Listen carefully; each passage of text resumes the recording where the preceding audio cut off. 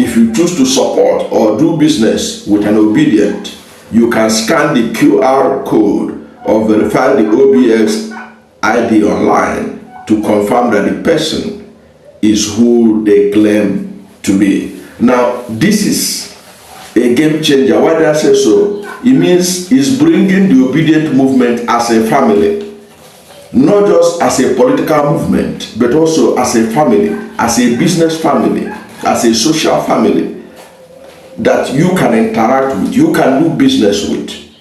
What kind of business do you do and you are obedient? The obedient will support you.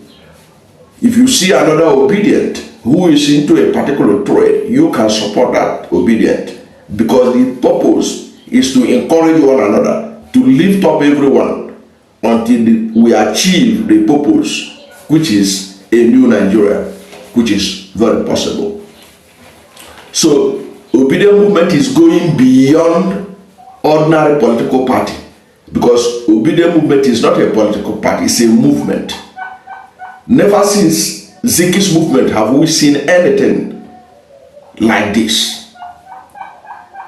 And it's going to be bigger and bigger and bigger than the Ziki's movement. From what I'm seeing, from the vision I'm seeing of it.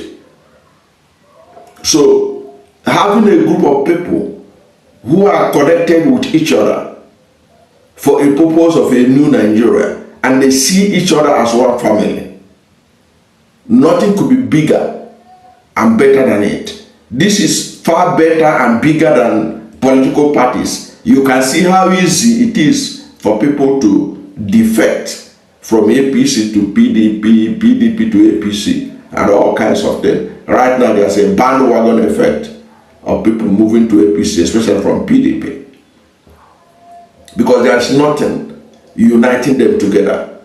But what is uniting the obedient movement is the hope for a new Nigeria. But in the building that purpose, obedience are also lifting each other up.